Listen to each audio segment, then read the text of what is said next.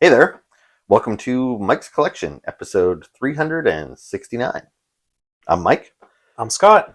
Yeah, I got a special guest today. Scott's joining me again for technically the second time, Yes. even though we shot 2 episodes last time, and Right, yeah. that's what we're going to do again. So it's like he's been here 4 times.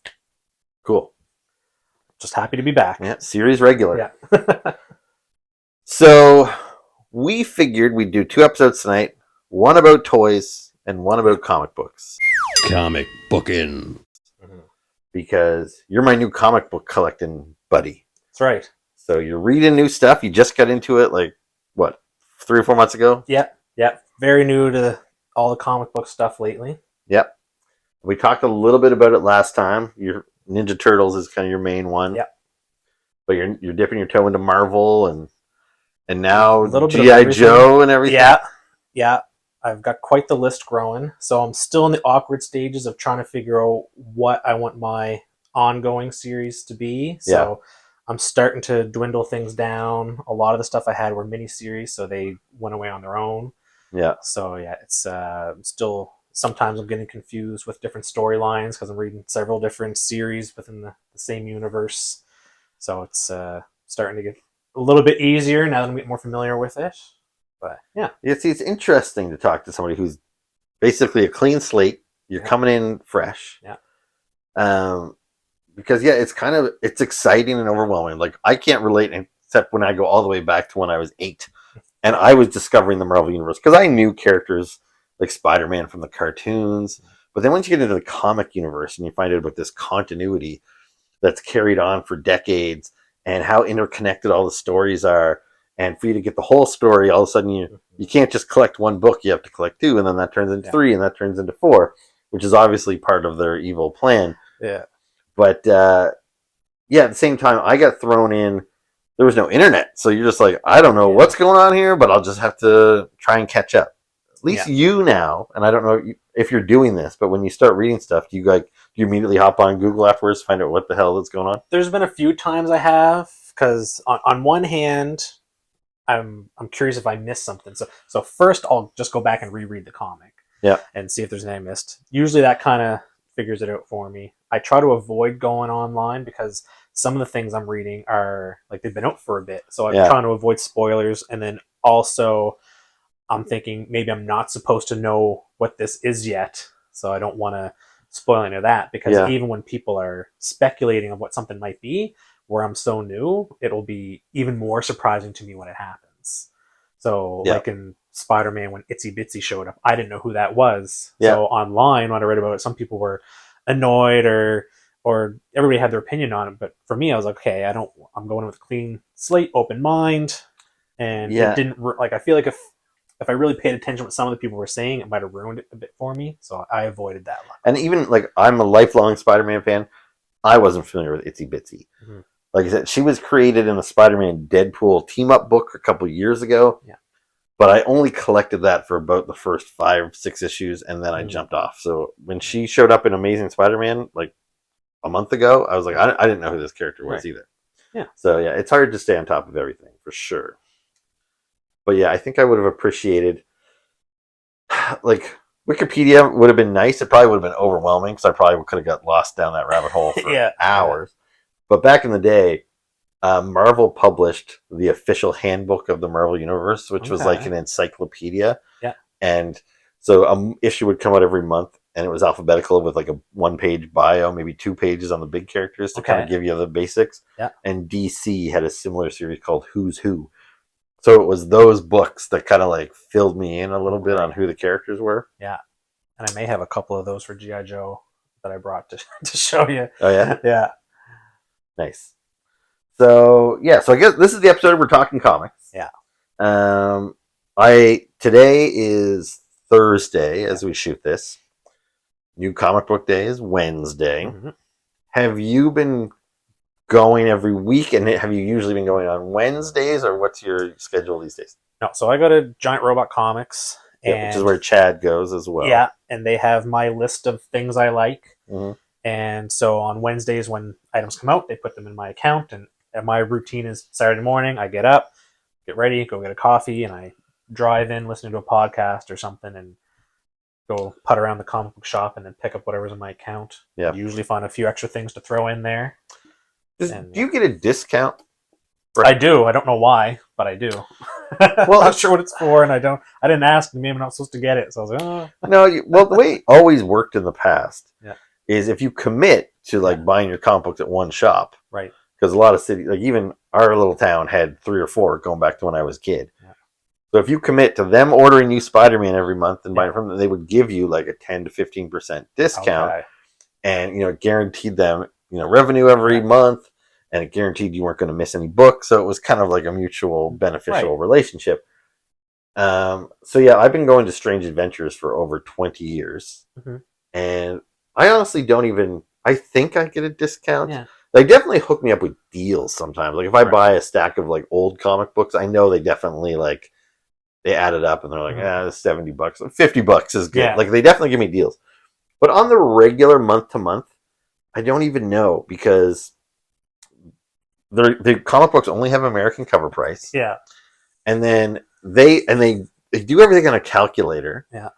And I usually buy so much stuff. And so they do the calculator and they times it by whatever the conversion rate is, which is about $1, 1.4 roughly, yeah. And then they have to do the tax, which is another 14% on top of that. Yeah. And sometimes I notice they're separating my weekly books from the graphic novels and and the toys. I'm like, I don't know, maybe I only get a discount on the weekly books and not the graphic novels and toys. Yeah. Sometimes I think it depends on who's ringing me through. Yeah. I wish we got receipts just so I could kind of have a sense of what, because I never want to ask. I feel rude. I'm like, did you give me my discount? Yeah, same but thing. I honestly, some weeks I don't think I get a discount. Some weeks I do, and I don't know what the rule is. Am I supposed to be getting 15% or 10% or 5%? I don't know. Yeah. Now I know I didn't get anything on my toys that I've bought there. Yeah. But the comics, I know for sure I'm getting 15% off. But again, it's all they're already in my account, so it's ongoing things that, like you just said, are probably they're secured. That I'm getting it from them, so they're giving me a break, I guess. I know they give me a discount because every time I go in there, like, it'll be this, and then with your discount. And I just never ask. I'm like, am I supposed to be getting this? Because again, I'm fairly new there, so I'm like, how did I already learn this? Just the account. That makes sense. The account discount. Yeah. Yeah, and they see me I went in this morning, and they're like, "It's not Saturday. What are you doing here?" So I am a regular. So that happened. That escalated quick. So it does. Yeah. That's the thing. With, I don't know if you're the same, because you're not a huge movie guy, from what I gather. Not new. They'll be out for a few years before I see them. Yeah. See, I'm the kind of guy that goes opening day, at the very least opening weekend, for almost everything. Yeah. And it really sucks if you wait too long because spoilers ruin it. Yeah. And comic books are kind of the same thing. I could avoid spoilers, but I have kind of a routine of I follow a ton of different kind of comic groups on Facebook. I follow a ton of comic creators on Instagram. I go to certain websites like Superhero Hype for comic book news and reviews of TV shows and movies. Yeah. And if I don't get my comic books for a week or two, guarantee I'll see headlines and I'll see posts that are like, can you believe Spider-Man killed Itsy Bitsy this week? I'm like, I didn't read it yet. So if I don't get my comic books in a timely fashion, I kind of have to change up my whole routine. I can't log into Facebook. I can't. I find the same thing. This is a little bit of a off track, but I'm a UFC fan. Okay. And oftentimes when the events are on Saturday nights, I don't watch them live because I'm doing something else. So I record them. Yeah. And my first instinct when I wake up Sunday morning is to grab my phone and scroll. But I'm like, I sometimes catch myself. I'm like, oh, God damn it. Because I'll see the headline right away. And I'm like, oh. Yeah. So I always have to I can't touch my phone. I can't go on Facebook. I can't go on Instagram until I've watched it. Right. And that's what it's like with comic books sometimes. So. Yeah, I don't follow any comic book stuff online. I'm not too active on social media in general, so I don't have to worry about any of that, luckily. But yeah, I haven't had any spoilers yet. And if I did see something, at this point, I probably wouldn't even understand that it was a spoiler, to be honest with you. So yeah. If there's one thing do you like podcasts? I do, yeah. There is a podcast called The Amazing Spider Talk, which I've been listening to for years. Mm-hmm. And it's 2 guys, Mark and Dan. They're very personable. They're not at all. So much of the internet is toxic, and I hate that. These guys are very good attitudes. They're both like writers who have like one guy's written a book about collecting the entire run of Amazing Spider-Man and everything. Anyway, every week they put out a new episode where they review the new issues, and then they also do intermittent issues where they kind of do talk about a particular era or a particular storyline or something.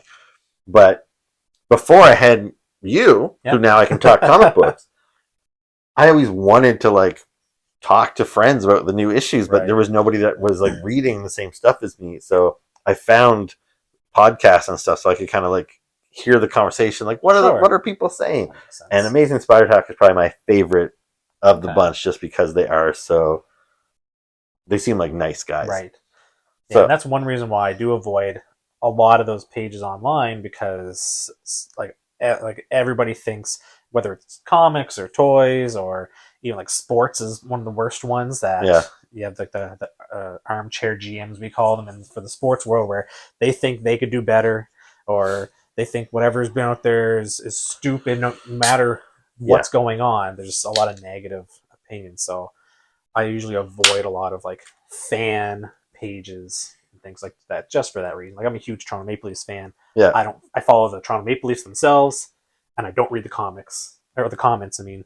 So it's same thing with comics and stuff now. Yeah, like I don't really want to give this guy a plug because I find his channel on YouTube is kind of right leaning, and sometimes it often leaves a bad taste in my mouth. Yeah. But I do watch this channel quite a bit. It's called Thinking Critical, and it's all about comic books. He posts every day. And the main guy, I can't even remember what his name is right now. I actually think he legit makes good points, and he legit reads comic books, and he has real opinions on these things. It's just, I find he has a lot of guests on, and a lot of the headlines of his videos are kind of like, is DEI ruining Marvel, or like, again, woke leftists have destroyed Batman, and like, I don't like that shit, but I do. It's just one of these channels that I stumbled across one time, and I think he does often give some interesting analysis. I just wish it didn't lean into this right-wing bullshit. Yeah, sometimes people just try to make the fun things too serious. Yeah. Just enjoy it. Because like until this current run of Amazing Spider-Man that you're reading, Spider-Man has been disappointing me for years. Okay. And even the guys on Amazing Spider Talk felt similar, but they still always find the positive. They're like, we love Spider-Man, we're happy to keep reading it, we know it'll get better, this isn't the best stuff. And that's kind of the attitude I wish more people had, because I think everybody would just be happier in life if they... But yeah, the other channel, they're always shitting on it, and like why it's terrible, and why it's destroying pop culture, and you're just like, settle down. Yeah. So yeah, I definitely prefer positive stuff. Yeah. But anyway. Yeah. Is there, I know you're too new to comic books, but is there anything media-wise that you have found yet? Like a podcast or anything that you've... Not really. So there's a couple like Ninja Turtle pages on Facebook I'm following, but it's more towards like toys, and especially like the older toys and things like that. But then people do like chat about like what's going on in there. But as like related to like the comics, I haven't really been following anything. It's just been me reading it and then waiting for our chats. Yeah, like I follow lots on Facebook for toys. Like I'm in Masters of the Universe, multiple G.I. Joe groups, Marvel Legends groups. And it's good because I don't miss it on any news. Sometimes I might sleep on a pre-order. I forget something's going up today, but when I go on my Facebook, people are like, don't forget, 2 p.m., this toy's going up. And I'm like, oh, good thing I went on Facebook to check. Yeah. So it keeps me on the ball. But it's also a little frustrating when like news breaks or something. Like I get bombarded with it because I'm following like 6 different G.I. Joe pages, and like 10 people per page are posting it. Did you see the news? Did you see the news? And it's like, it gets to be a little overwhelming sometimes. Definitely. But there's lots of good stuff out there on Facebook for communities. But I much prefer real life communities. So I'm glad I have you and Chad in my life, and my brother to some degree. Well, obviously, I'm glad he's in my life in all degrees. But as far as nerdy stuff goes, like he collects toys and comic books, so it's nice to chat with him sometimes. Awesome. Yeah. All right, so I've got my stack of comic books here. You brought toys with you today? I brought toys. I didn't bring all my comic books. I brought a list of the comic books. All right. But I brought these because I know you're big into G.I. Joe. Right. So I went to the comic shop last Saturday, and there was only one comic for me to get. I said, well, that's a really boring week ahead of me then. If that's the only thing I have in my account, I got to spend more money than this. So I started asking. You gotta. I got to. Yeah. So I started, and I can't let them go out of business, and then where am I going to get my stuff? Mm-hmm. So I was asking Daryl and Katie like a couple different topics, and then I brought up GI Joe. I said my friend Mike likes GI Joe, and I said so that's something I'd be interested in, and it's very different than the other comics I'm reading. Yeah. So it'll be less confusing to getting their stories mixed up. Yep. So he said there was a new jump off point. GI Joe 1 through 7 I think is out, and then 8 is coming out next week or something like that. Yeah, I think issue 8's next week. Yeah, and then so he told me to get these 4. So one is Duke, and then one is Cobra Commander, and then Scarlet, and Destro. And I think that was the order he said. It didn't really matter what order I read them in, but I think that was what he said would be preferred. I think definitely that is the order that they were released in, but they are kind of unique. So yeah, the new G.I. Joe #1, they put out these 4 miniseries leading up to it to kind of set the table a little bit. So he said that'd be a good starting point for me, and then if I liked them, then there is a graphic novel of issues 1 through 6 just came out. Yeah. And then I would just need to get issue 7, and then 8 comes out next week, I think it was. So I did enjoy them, so I do plan on getting those. So have you read all of those graphic novels? I just picked them up on Saturday, and I went through those. Yeah. And I really liked it. And like I said, it's very different than the other comics I've been reading, so it was easy to not get mixed up in different storylines. And then I even started watching the old cartoon on Tubi. Oh, really? Yeah. The cartoon's a lot of fun. Yeah. I own all the cartoons on like DVDs. Yeah. But it also is, they're pretty, like they're geared towards children. Kids, they're pretty silly. Yeah. Because when I think of G.I. Joe, and when I played with my toys as a kid, I'm sure I did silly stuff. I had them fighting against my rubber dinosaurs and all that sort of stuff. Anything that was the same size. But I think it's from growing up reading the original Marvel G.I. Joe comic books that I take G.I. Joe a little bit more seriously because that comic book did too. And then you go and watch those cartoons and you realize, oh, they're fighting like abominable snowman and like silly things like that. And, the bad guys can never shoot each other. No, that surprised me. And that's how quickly people were dying. I was like, okay. People die in the comic books. And it's still rare because you don't want to kill off all the characters. Yeah. But nobody ever died in a cartoon. Yeah. In the comic books, it's shocking, but at the same time, it adds some stakes. I'm glad you enjoyed those. Yeah. So I will continue with G.I. Joe. Yeah, and I guarantee you're going to have to get on the Transformers train now because they're intertwined. Yeah, and there is a Transformers book just like these. Yeah. So I'll have to get that. And and Daryl did warn me because I was like, I don't want to get into too many new things. And I said, we literally just talked about G.I. Joe action figures, and I was like, I'm not going down that rabbit hole. And not even the money; it's just the space. I just don't have it right now. I know. And then I picked up those, and I was like, well, no. I was reading them. I was like, probably won't get any of the figures. And then I saw Storm Shadow, and I was like, oh, that'd be a nice figure.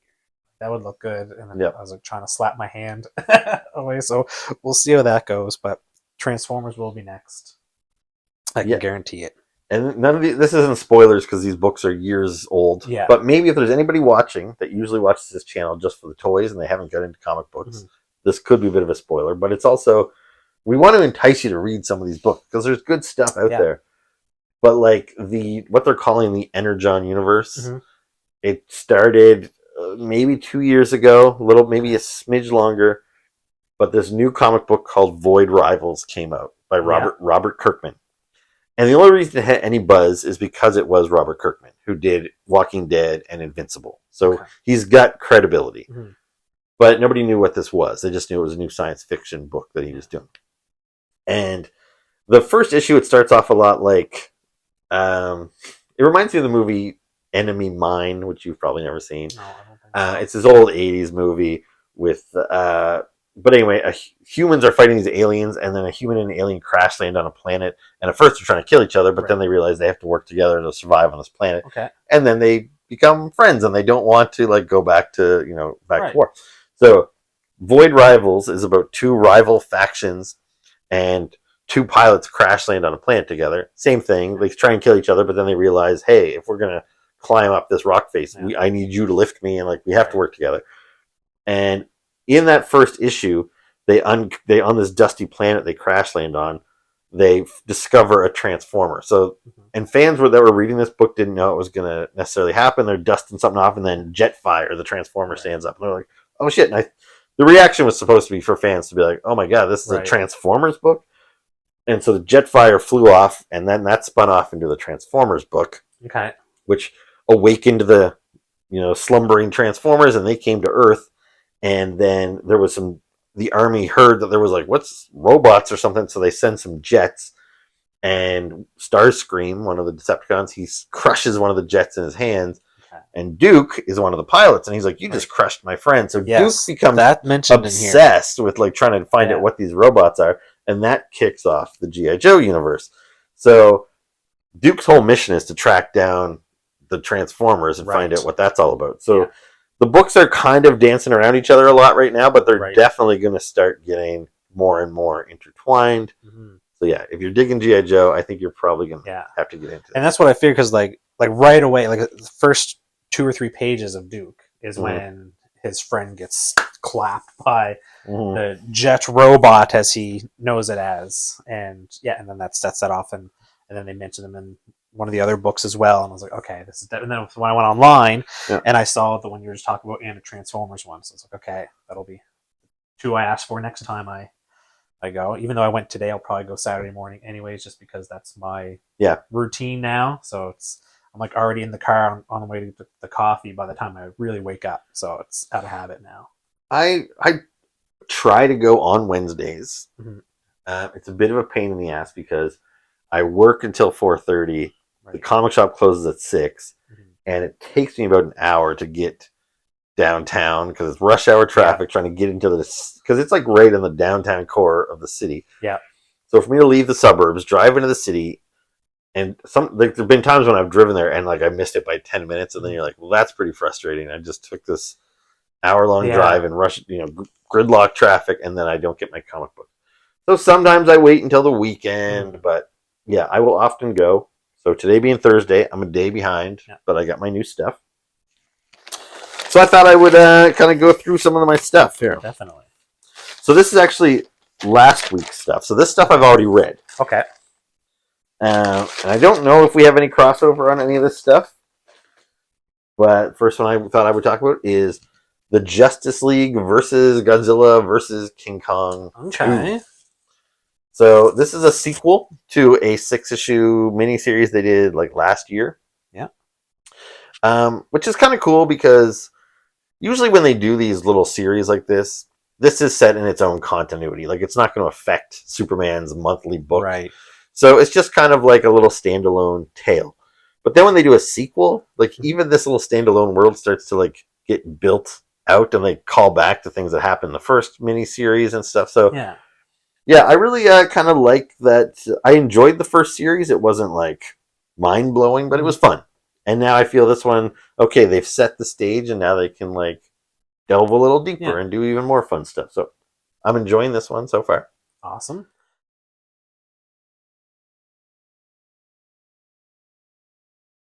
I do have a Godzilla comic on my radar. It's not out yet. It's like Godzilla, it's like Undead or something like that. They had it on Free Comic Book Day, and I just looked intriguing to me, so I said, when it comes out, throw it in my list, and we'll see how I like it.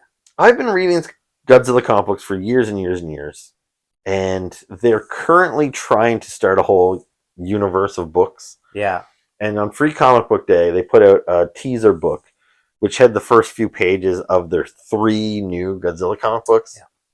And I'll be honest, I'm not feeling it. I don't think I'm going to collect any of these 3.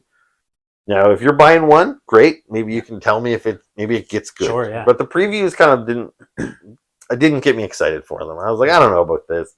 But it is hard with Godzilla books because the hero or the star of the book doesn't talk or emote. So you kind of have to, just like in the movies, build up a supporting cast that's interesting and holds your attention. So when they introduce a new series and like one of them has like a whole team of superheroes that are going to be fighting against Godzilla, like I don't know these characters, they don't look that interesting. But who knows? If I start hearing reviews that like, oh, these characters are super interesting and I just want to know more about them, I don't even care that Godzilla's not even in it very much. I'm like, okay, maybe I'll check it out. Yeah. But yeah, I just want to read about Godzilla smashing stuff and him fighting other monsters. Yeah. And yeah, now that they're trying to build up this whole universe, I'm not particularly excited, but yeah. The other two I was not interested in at all. But then like he was basically looked like a zombie. I was like, okay, this kind of looks creepy and dark. So that'll give a try because I'm into that sort of stuff. Yeah. So fingers crossed. We'll see how it goes. We'll see. Yep. Now, I don't know if you've dipped your toe here yet. So this is G.I. Joe. Yeah. But this is G.I. Joe, a real American hero. I have not. Because they don't really have jump-offs, do they? No. And well... Here. When I looked online, they're on like, what number? 100 and what? Well, this is issue 317. Oh, 300. Okay, yeah.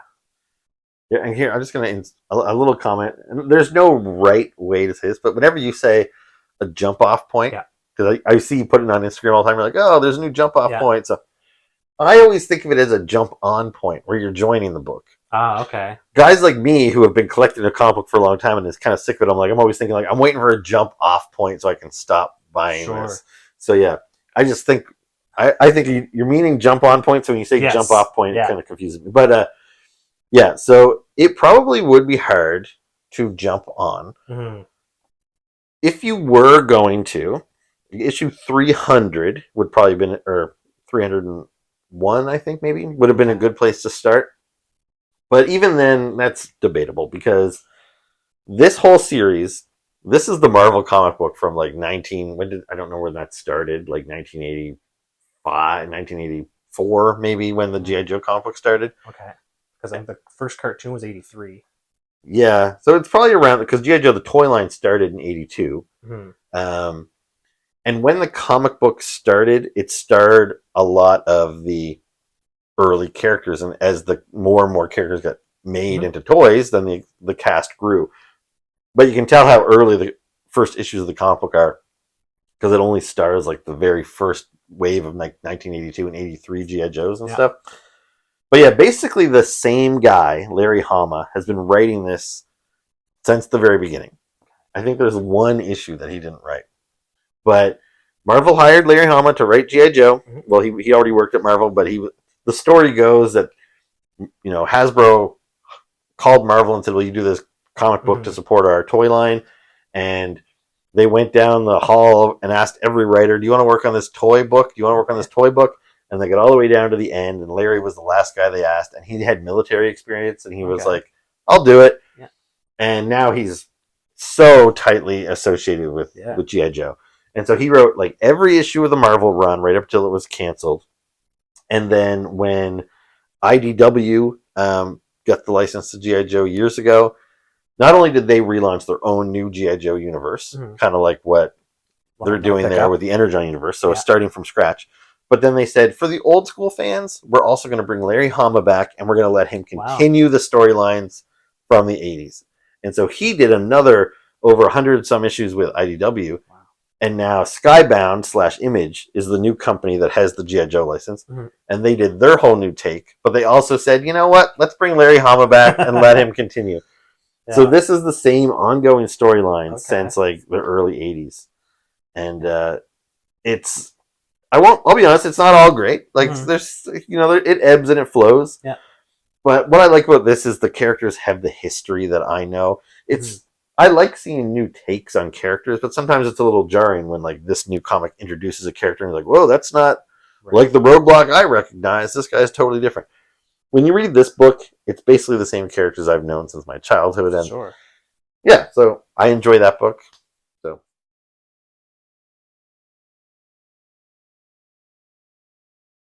I'm sure they have like the graphic novels that you can get 20 at a time. Might take me a few years to get through it, but well, there was recently a Kickstarter that collected. I don't know if it had the IDW stuff, but all the early Marvel stuff was coming out in like it was a couple of hardcover volumes, like omnibuses. Yeah. So that would have been a good way to get all the Marvel in one shot. But yeah, I have most of it already, either in single issues or in graphic novels. And so yeah. Another book I'm reading is Batgirl. Okay. Now, this is a character I'm excited. They just recently brought her back. This is issue 8. But this is not the Batgirl that most people know. Barbara Gordon is usually Batgirl. Okay. The redhead. She's Commissioner Gordon's daughter. Right. That's who Alicia Silverstone played in one of the live-action movies. That's the one that was in all the cartoons. But there have been a couple different Batgirls over the years, and this one here is Cassandra Cain, and she wears like this all-black Batgirl costume. I actually don't think she wears it in this particular issue, so I can't show you. But anyway, Cassandra Cain was a character I collected her whole run of comic books for years and years, and then they actually made her. They wrote her out of existence. They're like, yeah, you know what, we're gonna get rid of her, and so she was gone for like a decade, and now she's back, and she's got a new comic book, and it's pretty good. Okay. Yeah.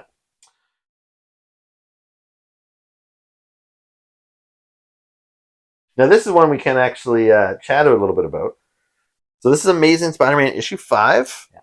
We've both been collecting Spider-Man. This Yes. is the end of the first arc. Mm-hmm. So you've read it. Yes. So what are your thoughts? Because we talked after, I think, maybe the first 2 issues. So now we've read 3. What do you think? So I'm enjoying it. I found the hallucinations kind of went on a bit longer than I had hoped. Yeah. But I mean, I know it was part of the story at the same time. But no, yeah, I've really liked it. I just was a little confused about the reason why Hobgoblin was. So he's like poisoning the soda.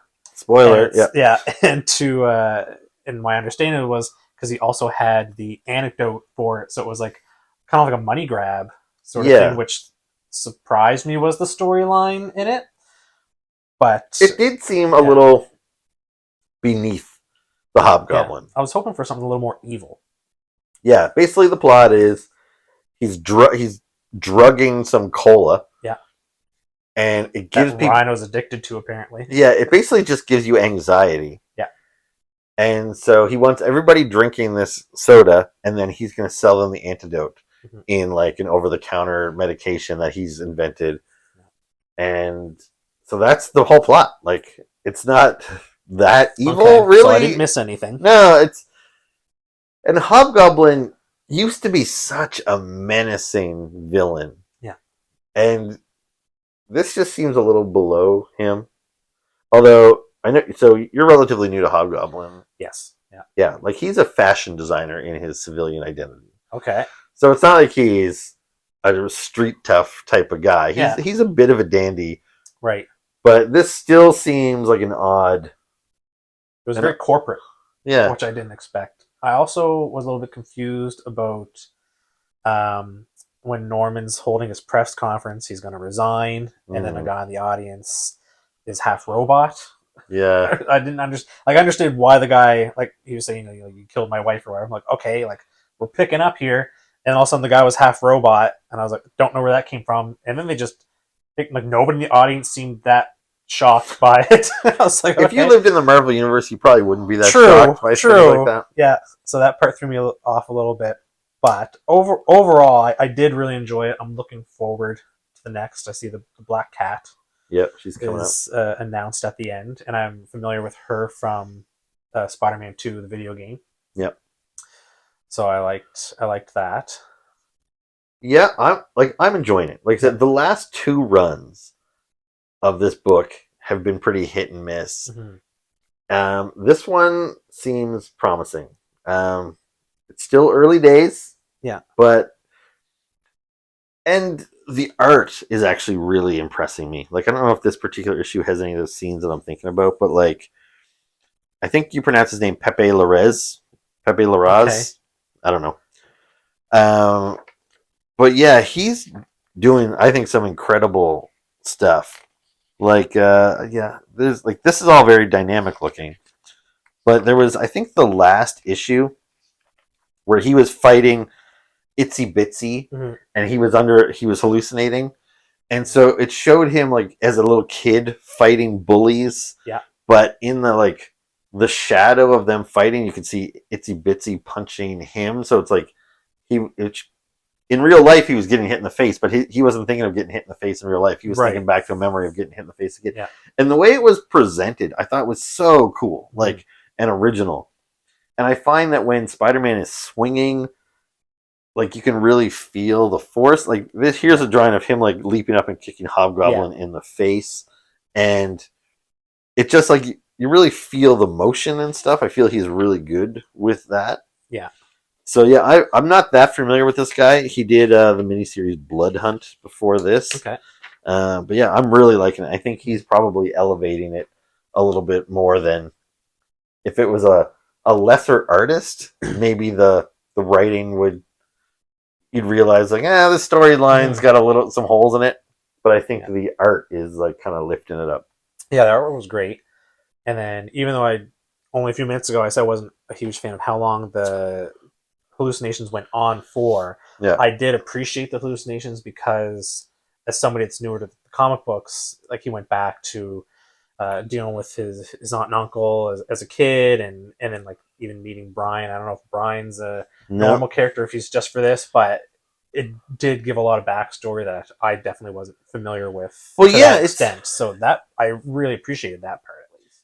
I guess it's interesting. Like there's, it can be hard to find something new to do with Spider-Man. Yeah, he's been around since the '60s. When we met him, he was in high school. So they did stories about him as a teenager, and then he went to university, and then he was a grown man. But yeah, this story, it's set in the present day, but then there's all these flashbacks to when Peter was about like 12 years old. Mm-hmm.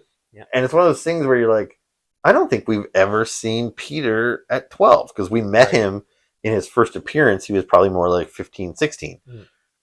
And you might think, well, is it even worth knowing about? Like, who cares what he was doing at 12? But they're doing some interesting stuff with it, because Peter, I always find him to be, he's kind of like Superman. He screws up more than Superman, but he's very noble. Yeah. And he's always he's sacrificing to like help people. And I don't think of him as like a selfish character. Because his whole origin story is he was selfish and he let a bank robber go who killed his Uncle Ben, and ever since then he has vowed to be better than that. And the fact that he let that robber run past him kind of shows like maybe he was a bit of a dick when he was younger. Yeah. But we've never really seen that side of him because that happened in his very first appearance. And now we're seeing him as a kid, and it kind of makes sense when you think of, so his parents died. Yeah. He got adopted by his aunt and uncle who were much older, and he probably had to move to a new area with new friends, and like kids like that lash out. Yeah, it feels very rebellious. And I wanted to reach through the pages and smack him a couple times. So yeah, like sometimes characters act out of character, and it really annoys me. But this, even though Peter's acting out of character, it's like it's set when he was before a time we knew him, and it makes sense that he would have been like this at that time. Yeah. And so I really like it. I feel like I'm getting to know Peter Parker better. Yeah. And that doesn't happen very often. Well, no, especially this far into it. Yeah. And it was also, it made his interaction with May at the end just that more powerful, because we got to see all that stuff of how much he was pushing back and pushing them away as a kid, to seeing how they interact at the end here. Yeah, it's good stuff. Yeah.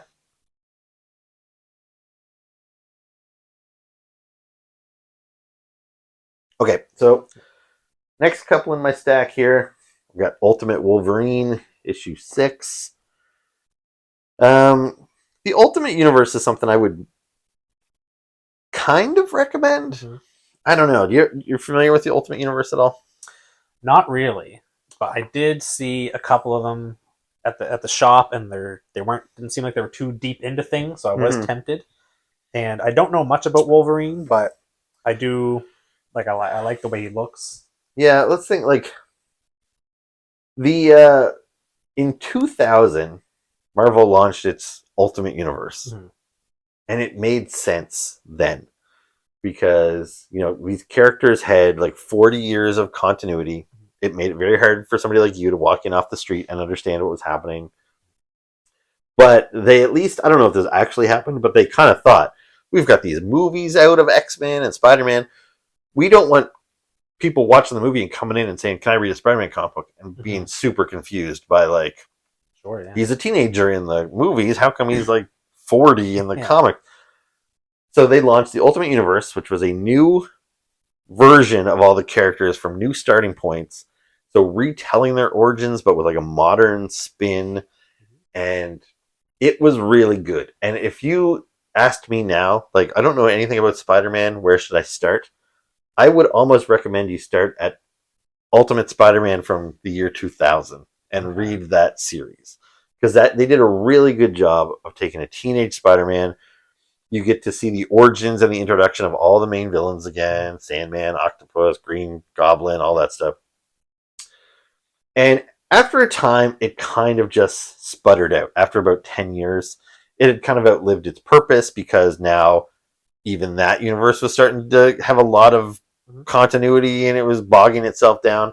So they ended that universe and it went away. And so now I think they're kind of trying to do the same thing. And it's been a big sales juggernaut for them. It's doing very well for Marvel. It's probably some of their best-selling books. But I don't think it's accomplishing what the original Ultimate Universe did, in that if you read the first issue of this Ultimate Spider-Man and of this Ultimate Wolverine, I feel you would need to know who these characters are in the regular Marvel Universe to appreciate how much they're being changed for this universe. Like the Spider-Man book, I think, is 18 issues in, and Spider-Man has barely done anything. They've done entire issues where Spider-Man's not even in it. And they're focusing on like Harry Osborn and what he's up to. And like it's a lot of family drama, Peter and Mary Jane talking, and it's like, yeah, I would not recommend this to a kid off the street saying, if you want to read your first Spider-Man series, read this. Because I think if you're already reading Amazing Spider-Man and getting your fill of Spider-Man punching the Hobgoblin, then you might have room to, you might say, I don't care that this other book doesn't have that much action. Right. But if it's your only Spider-Man book, I think you'd be scratching your head saying, like, why is there no Spider-Man in this book? So, yeah. So are those, like, would you watch the movies and then have a better understanding of these storylines? No. So I'm sure Casey is going apeshit. There must be somebody at my door or something. But I think she's good now. Yeah, she does that. Yep, there she goes again. But yeah, like, I don't know. I would say if you were already a fan of Wolverine, maybe check out Ultimate Wolverine. But if you were like, I've heard of Wolverine, I think he might be cool. Mm-hmm. I don't know if I would recommend this because this isn't really like Wolverine. I would probably say go read the mainstream Wolverine book. Okay. Even if there's a lot of catching up to do, because a lot of the characters in these Ultimate books, they feel kind of flat. Like, I feel the writers aren't doing a good enough job making you care about these versions of them. Mm-hmm. They're relying on your knowledge of the established version to follow along with this. I don't know what she's going on about. I don't usually hear her on the videos, if that makes you feel better. I don't think she I do. Up I think she does. Like, yeah, I edit her out of a lot of videos.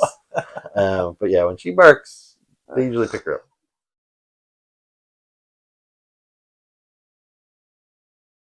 up. The last one I had from last week was Scorched, which is a Spawn team book. Okay. And you're not too familiar with Spawn, correct? No, I'm not. No. Most of what I know from Spawn is what I've learned from your toy channel. Well, so this is this week's stuff.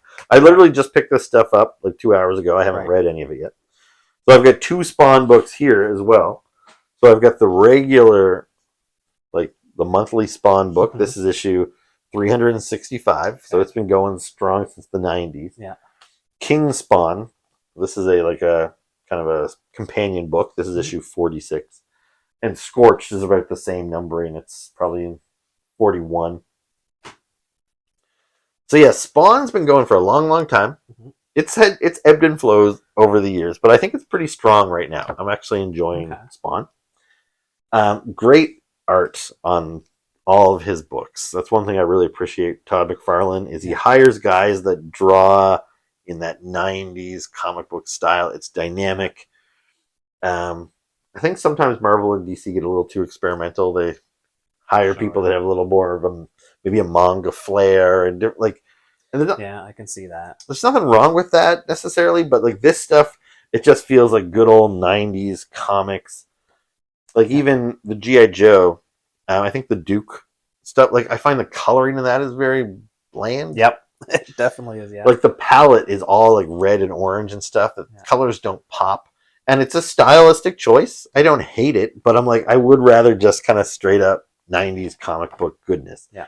And Spawn and all of its related books are really good about giving you that. The thing that kind of sucks about Spawn is a couple of years ago, he decided to expand the universe into multiple books. Mm-hmm. So now there's Spawn, there's King Spawn, there's Gunslinger Spawn, and there's Scorched.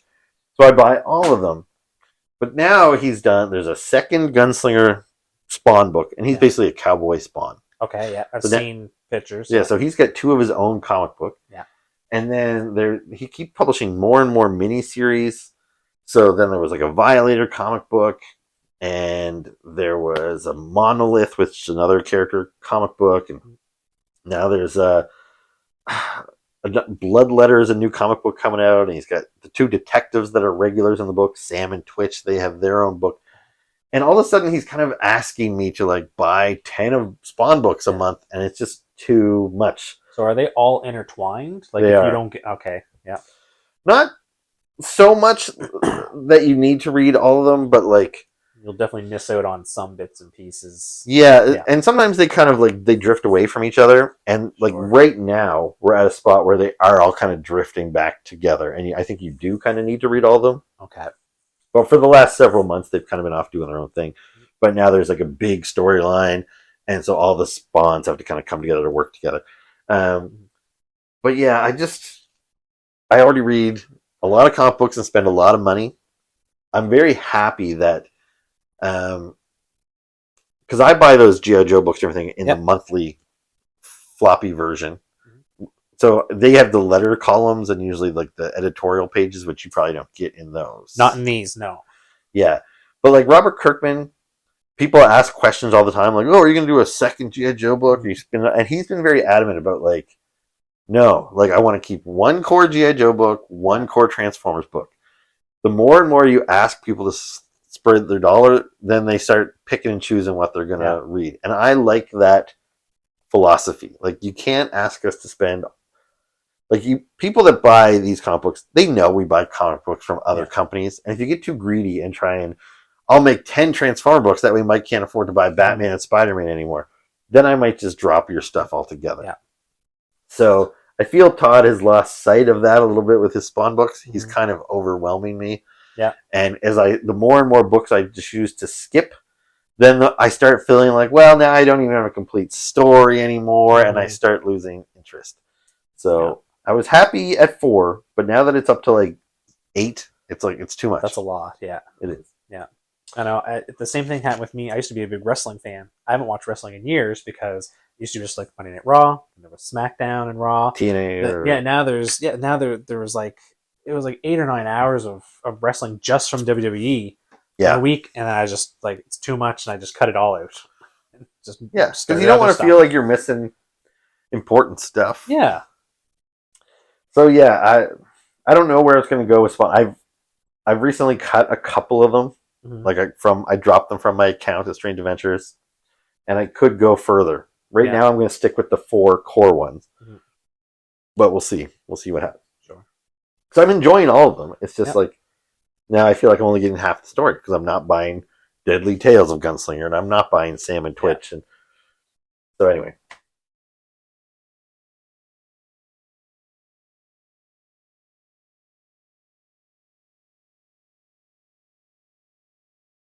This is Death of Silver Surfer issue 1. Just came out today. Okay. I haven't read it. I love the Silver Surfer. Next to Spider-Man, he's probably my favorite Marvel character. Okay. And he hasn't had a long-running book in decades. Right. Like, not since the 90s, really. He has, like, short-lived series that run for 5 issues here or there. So I'm excited to read another Silver Surfer book. So is this supposed to be an ongoing one? Nope, this is a 5-issue mini. Okay. I hope they don't actually kill him. If they do, I'm not that worried about it. He'll be back, of course. But with the new Fantastic Four movie coming out, and they have a female Silver Surfer, which makes a lot of fans mad. I don't love it myself either. I'd rather see Norrin Rad, who is my beloved Silver Surfer. I'd rather see him. But I wouldn't be surprised if Marvel decides to kill off Norrin Rad for a while and then maybe introduce a female version of Silver Surfer to kind of coincide with the movies. Right. So if that's what they do, I'll give it a chance. But I don't necessarily. I'm not thrilled at that prospect. So we'll see.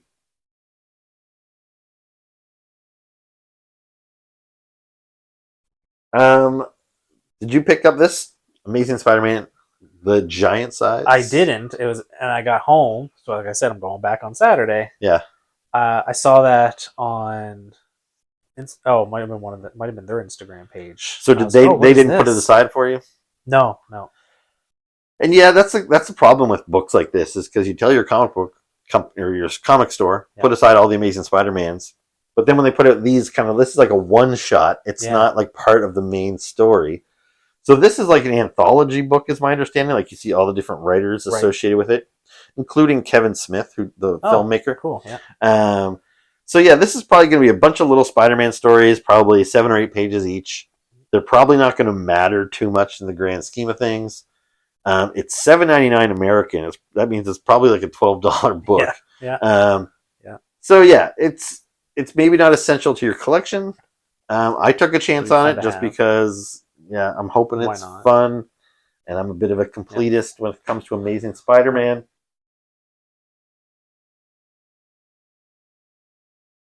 And since you mentioned Kevin Smith, actually, so before I got introduced to your channel, Comic Book Men had that show on, I don't know what channel it was. AMC. Yeah, and I loved that show. I'm surprised I didn't get into collecting then. Now, if the show would have lasted longer, I probably would have, because I feel like I was probably on the verge of that, and then it ended. But they didn't talk about enough comic books. No, they didn't. If they made an effort to tell you like what was good and new, maybe you would have. But it was almost more like a Pawn Stars. I was going to say it was Pawn Stars, but in a comic book shop. So they had their little interactions, which was entertaining. I enjoyed it. But I really looked forward to seeing what toy items were coming in and things like that. So yeah, I enjoyed that show too. Yeah. The 2 other ones I got this week, we've already talked a lot about Transformers, but I got the new issue of Transformers, so looking forward to that.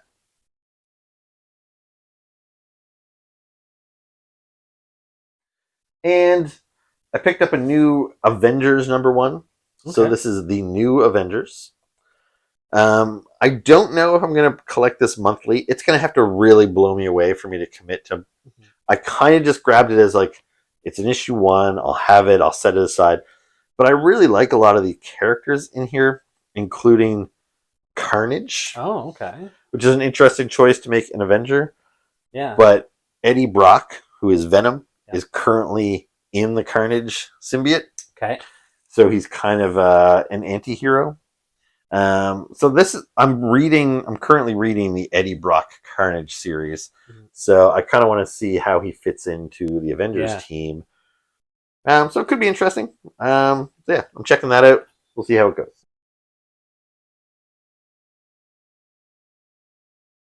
Do you remember what number the Carnage series is on? Like 5. Okay, because I was intrigued by that. Now, I watched the Venom movies, really liked those. I loved the Venom character in the video games. Yep.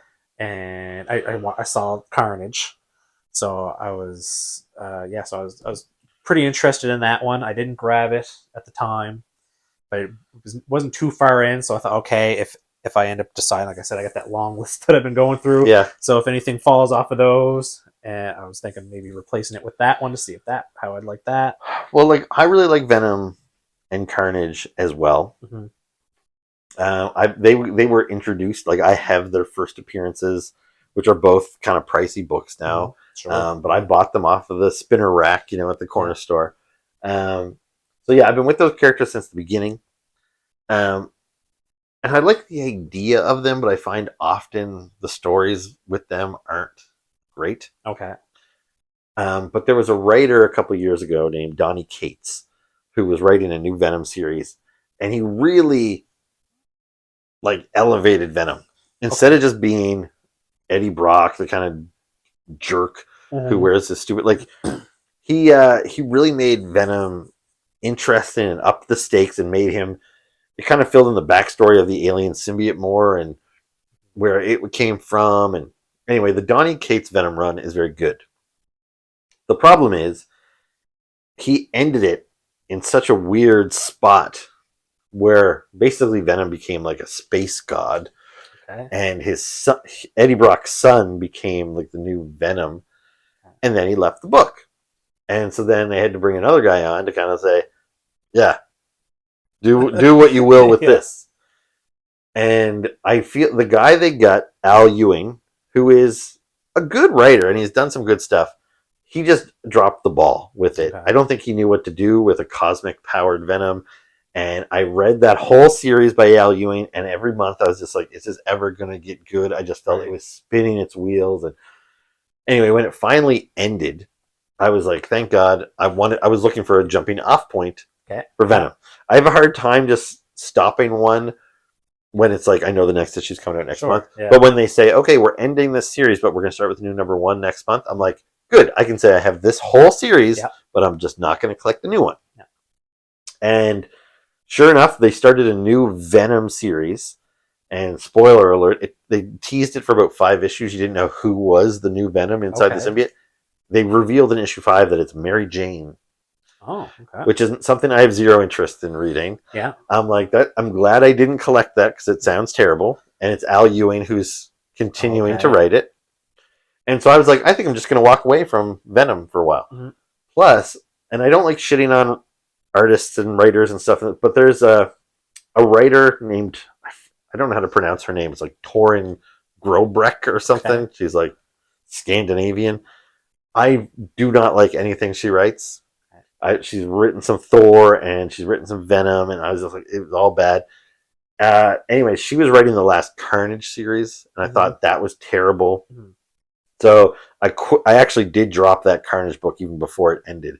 I think I quit it at issue 4, and then I think the series ended at issue 8, even though it was supposed to be an ongoing. Right. So clearly I wasn't the only one. Yeah. Sales were not there. So I was kind of like looking forward to a nice break from Venom and Carnage. But then they announced a new series called Eddie Brock Carnage, where Eddie Brock, who was separated from his Venom symbiote because his son is now Venom, and in Carnage was separated from his usual host, Cletus Cassidy. And I'm like, this could be a very interesting premise because these guys are normally mortal enemies, and now they're like thrust together. And I've been enjoying it. I don't think it's quite paid off the premise yet. Like the first 4 issues are some interesting setup. Not enough that I'm willing to give it a glowing recommendation or saying you need to read it or anything yet. But this is done by another writer, Sam Humphries, I believe. And I'll be curious to see how another writer handles Eddie Brock as Carnage, and maybe he'll find a real hook. Okay. Anyway, we'll see where this book goes. It's got potential. Sounds good. Yeah. All right. Well, we're almost at the hour mark for talking comics. Is there anything more comic book wise you want to chat about? I'll just mention. Yeah. I took a few notes. I'll just mention what I've gone through. Right. So, and I'll just mention if I plan on staying with them or not. So, The Amazing Spider-Man. Yep. So that one I plan on sticking with. Superman Unlimited. So I know you hadn't picked up issue 1 and you're unsure. Well, I like Superman. Yeah. And I have jumped on board with Superman several times over the years, but they always do something that kind of like loses me. Most recently, and I think this is still Superman's status quo, but like he's married to Lois, and they have a teenage son who's also Superman. Yeah. But then he went off planet and he adopted a couple of like alien kids who also have like Superman like powers. Okay. And I find it's too much Superman. I feel like both companies are like they have a good idea and they just beat it to death. Like the whole Spider-Verse thing. Like now there are so many Spider-Men. Yeah, there are way too many. And it takes away from the uniqueness. So like I want to read just a good Superman book. Right. I don't want to read a book where Superman has powers, Lois has powers, Supergirl's got powers, Superboy has powers, Superman Jr.'s got powers, and their two, young children have powers. It's just too much. It's overwhelming. So maybe this one might be different Yeah. then. So I'll try not to do any spoilers. I did appreciate this because I've never read a Superman comic before. Yeah. So this one, there's like Lois is in it. Doesn't seem like she has any powers. Yep. She's just like helping running. There's like a merge with a bunch of the media companies together, and she's gonna like help lead that. Okay. Superman, so there's like an asteroid coming towards Earth, and Justice League calls on Superman to try to stop it because everybody else is busy. Yep. He tries to stop it, and when he tries that, the first layer comes off the asteroid, and it's all kryptonite inside of it. Right. So now he's in a lot of pain and struggling and dying, trying to stop this thing. And when that happens, he goes through. It's like his life's flashing before his eyes. Yeah. So it went through a ton of stuff. Yeah, all the origin from his stuff. Yeah, like right from when he like landed to where they're at now. They didn't mention the adopted kids. I don't believe it does show like his son. But yeah, so I appreciated that because that helped me really get a good grasp on like, the background. And then when he comes to, he's with the Justice League, and so it's a good issue 1 should do that. Yeah, and if not in the story, at least give you a page at the start. Some comic books have like kind of an intro page where even if they just give you a little history of the character about what you need to know that's relevant to this storyline. So yeah, it's good that they're doing that with a new issue 1. Yeah, like I'm excited to get the second one because now I feel like I got a grasp. On what I'm doing here, where some of these, I'm like picking them up and like they were supposed to either be like fresh starts or jump on points. And this is the one I'm just like, I don't know about that. We talked off camera a little bit, but this is the series that Dan Slott is writing. I believe right? So. Yeah, pretty sure that's the name on so it. Yeah, he's done a ton of work with Marvel. I think this is his first work with DC doing Superman. So I'm wishing him well. I hope it goes good. And if it's the kind of thing that if you get a couple issues in and you tell me you're really liking it, maybe I'll wait and I'll get the trade paperback collection or something. Yeah. But yeah. And then, so Ninja Turtles. So I started with the jump on point. I think we're on issue 9, I think. I just picked up 9 today. Yeah. Then because of that, I was reading it and it said, oh, this is referencing, it was like Ninja Turtles Mutant Nation. I was like, okay, there are only a few into that, so I picked that up. I picked up the new one of that today. That's on 7. Yep. And then they were also referencing Ninja Turtles Night Watcher, which was a new series, but that's done. So I think that stopped at 7. Oh, really? Okay. But then there's still so much. And that was referencing. Spoiler alert. That was Jenica. Was it? Yeah. Yeah. So and that one I'm still kind of because it was Jenica, but it was also its own entity. Okay. So yeah. So there's like this elderly mutant. Who was like an immigrant when she was a person, and she went through like prejudice as a person. Then she became a mutant, and so like, okay, this is happening again. And she like created this like metal, like that had like magic or something in it. Yeah, and it was like this armor, but it's also got like its own, like almost like AI, like it's got its own being. And so then when Jenica puts it on, she becomes Night Watcher, but then it also like escapes from her at one point, and it's its own entity. So that was a little confusing. And then that ended. I don't know if it was supposed to end or if it just kind of got canceled or what. Which is another side note. Because when you first started getting into the new Ninja Turtle series, and I told you about how I had been collecting Ninja Turtles for years and years and years. Yeah. But I did fall off because the writer, Sophie Campbell, had kind of turned it into like a teenage soap opera instead of an action comic book. Yeah. And that just kind of, it lost me. Yeah. It read more like an Archie comic book than an action comic book. Yeah. So she's off of the new run now. Jason Aaron is writing it, so that's good. Anyway, Sophie Campbell, she's now writing and drawing a new Supergirl series. Okay. Which just launched, it might have been 2 or 3 weeks ago. Mm-hmm. I picked up the first issue. Again, beautiful artwork. Sophie Campbell's an amazing artist. It was her writing that kind of soured me. Mm-hmm. This writing wasn't bad, but it was just, I can tell she's definitely going to turn Supergirl into Riverdale and it's Sure. going to be so there's definitely an audience for that, but it's not me as a guy that's almost 50 years old. Right. I don't need to read little teen drama at the who's going to ask her to prom and stuff. It's just not for me. But yeah, you might want to check out that Supergirl if that's your thing. Now, I find Mutant Nation is more like that. Yeah. So, because I was actually hoping that Mutant Nation would have been the one that was short-lived, and Night Watcher, I feel like Night Watcher had more potential. There was a little bit with like Jenica and is it Sheena, I think was the her. pig? Yeah. So they had like, but they didn't mention it a lot. It was just referenced kind of at the beginning and then at the end. So they didn't really go into it. Now, Mutant Nation, I find that it's almost like it's just a bunch of little mini stories that happen throughout that will probably get referenced in the main run. And is that like characters like Old Hob and Mondo Gecko, like those guys? Yeah, and I was hoping he would have been in it more. So like Metalhead shows up in it, and there's a whole there's like I think the first 4 or 5 issues it seems like there's a story to this, and then after that it's been random. Like there's one issue where it's mostly Bebop and Rocksteady go to Vegas for a fight. They have like human holograms on, and then those break, and then they just cause chaos trying to escape Vegas. And I didn't really know what to make of that. And then there was like they would kind of have like their main story. Then at the end of the comic, there'd be like Casey Jones with the Foot Clan, and he had like a 2 or 3 little mini run before they kind of ended that. They went to Bebop and Rocksteady, and then they ended that. And then there's different random ones. But yeah, so that's the thing with that too. Like, I found the Ninja Turtle universe when you could just collect one Ninja Turtle book. It's good for somebody who's collecting a lot of other things. Yeah.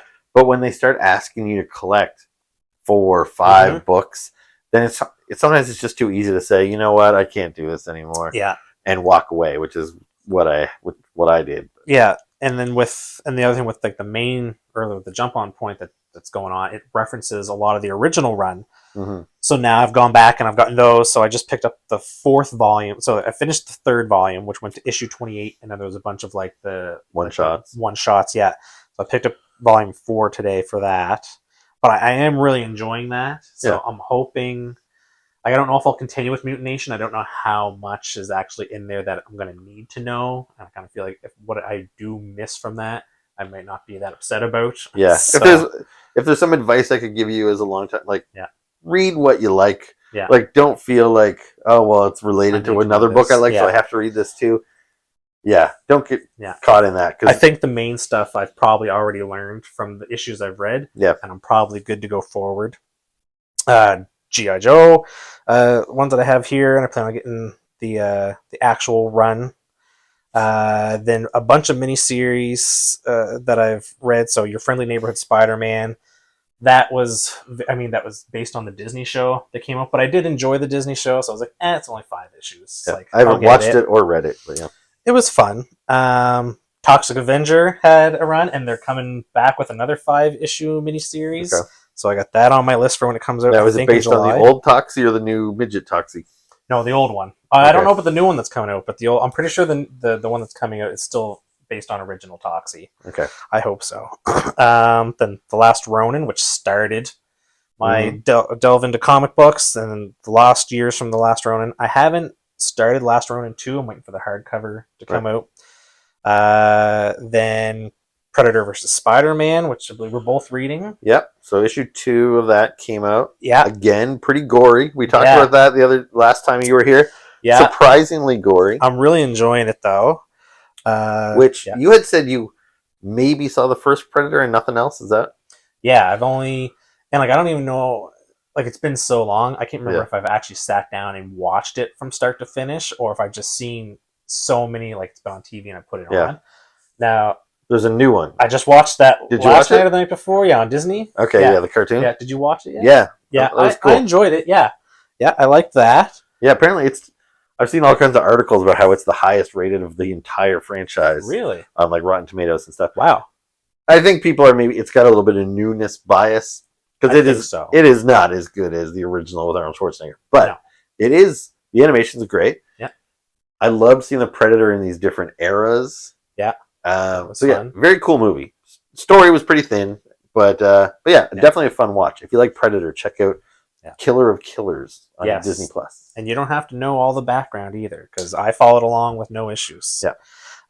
Nacelverse, which has my biker mice. Mm-hmm. They're dear to my heart. I've went through most of those. So there's 3 issues of biker mice. There's Roboforce, Sectars, Power Lords, the Great Garloo.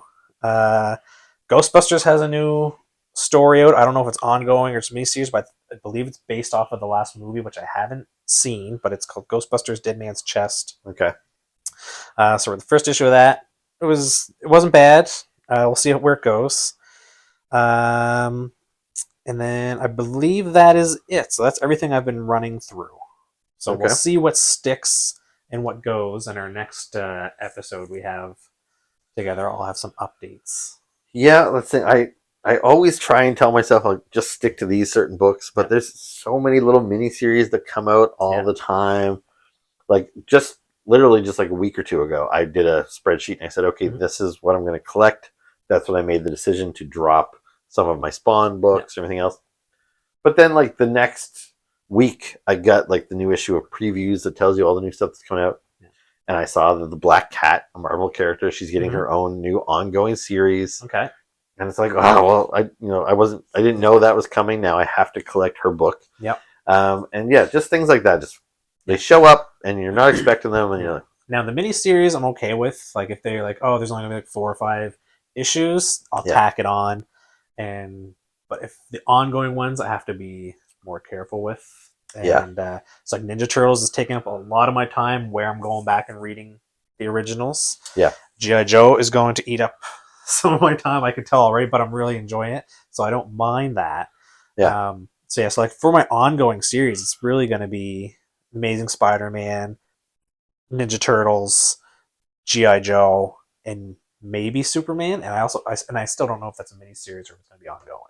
So right now, okay, it's just the catching up to the Ninja Turtles. That's the priority. Yeah, and like I just got the Armageddon game, which was, I don't even know, I think it was almost like 30 comics in one book. So that took up a lot of it was like a whole week of that was all I did. So, but I really enjoyed it. Like I've been having a blast getting into comics, and I wish I would have did it sooner. Yeah, welcome aboard. We're happy to have you. Yeah, I'm here now. Cool. And you're into toys, which we should probably wrap this one up, and we'll talk about some toys. Sounds good. All right, so I'm curious if people liked this. This is the first ever episode where we only talked about comic books, I think. No toy talk at all. So I guess we'll see a little bit with what the views tell us. Yeah. But it would be nice if you gave us some comments below and let us know if you want to see us talk about comic books. Some recommendations for me, since I'm new. Yeah. Yeah, and even when we get up here, I got a ton of stuff I can recommend you if you're like maybe not currently being published, but yeah, there's a lot of great stuff that you've missed out on over the years. Yeah, so it's a whole new world. Yep. All right, so we'll wrap this up and then we'll do another one. So we'll see you soon. Thank you very much for watching. Make sure to hit the like button, hit the subscribe button, leave us comments below, and we'll see you soon.